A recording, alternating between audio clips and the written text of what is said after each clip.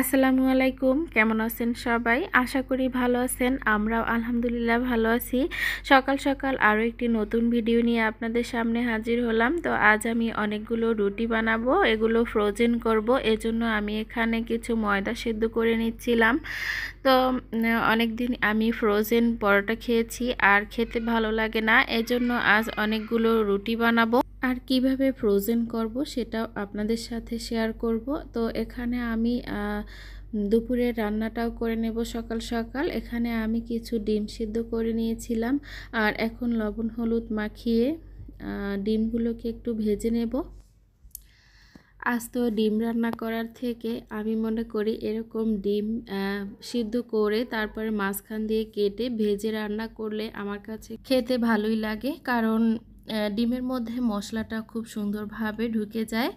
এই তো ডিমটাকে আমি ভেজে নিয়েছি, এখন তেল থেকে উঠিয়ে নেব।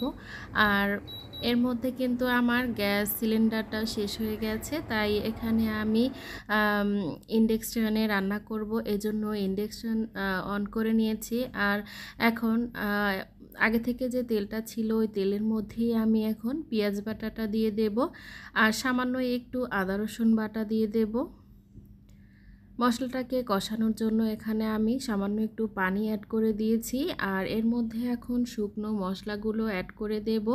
এই তো হলুদের গুঁড়া, মরিচের গুঁড়া দিয়ে দেব।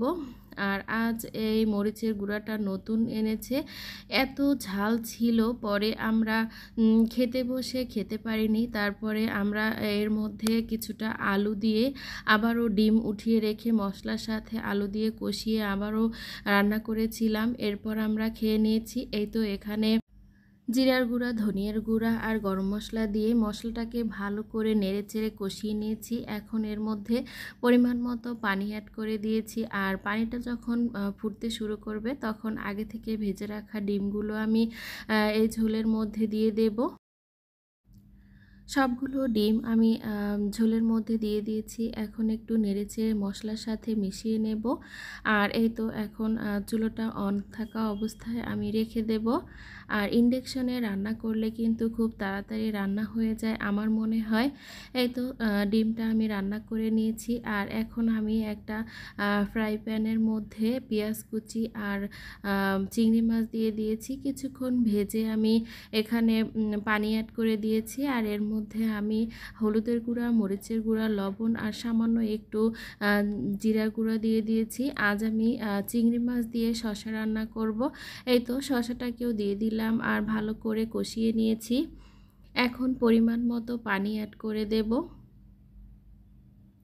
শসা সিদ্ধ হতে বেশি সময় লাগে না, তাই সামান্য একটু পানি অ্যাড করে দিয়েছি। আর আগে থেকে আমি এখন সিদ্ধ করা যে আটাটা ছিল ওটা আমি ভালো করে ময়ান করে এরপর গোল গোল বলের শেপ দিয়ে নিয়েছি আর এখন একটা একটা করে রুটি বেলে নিচ্ছিলাম। রুটি বেলতে কিন্তু ভালোই লাগে, আমার কাছে খুবই ভালো লাগে। ডোটা যদি নরম হয় তাহলে রুটিটা বেলতে কিন্তু খুবই ভালো লাগে। শক্ত হলে এগোনো যায় না আর কষ্ট হয় অনেক। এই তো সবগুলো রুটি আমি বেলে নিয়েছি। আর কথায় আছে না, সব শেষ ভালো যার সব ভালো তার। তো আমার শুরুটাও হয়েছিল ভুলে আর এখন শেষটাও হচ্ছে ভুল দিয়ে। তো আমি প্রথমে যেই আটাটা সেদ্ধ করেছিলাম ওই আটার সাথে চালের গুঁড়ো ছিল, আমার একটু খেয়াল ছিল না, তখন আমি একটা ভুল করেছি। আর এই তো দেখুন শেষের রুটিটা আমি বেলতে গিয়ে বেলতে পারিনি, ছিঁড়ে যাচ্ছিল। তো আবারও ভেঙে রুটিটা বেলে নিচ্ছিলাম। এই তো সবগুলো রুটি বেলে নিয়েছি আর এই দিকে আমার সবজিটাও হয়ে গেছে, চুলো থেকে নামিয়ে নিয়েছি। এখন আমি আরও একটা ফ্রাই প্যান বসিয়ে দিয়ে রুটিগুলো একটু সেঁকে নিচ্ছিলাম। সামান্য একটু ফোলা ফোলা ভাব হলেই আমি রুটিগুলো সেঁকে নামিয়ে নিচ্ছি। আর এই তো সবগুলো রুটি আমি ভেজে এখন পরিষ্কার একটা কাপড়ের উপর বিছিয়ে আমি রুটিগুলো সব রেখে দিয়েছি। এখন ঠান্ডা হলে আমি বক্সের মধ্যে রুটিগুলোকে ফ্রোজেন করে নেব।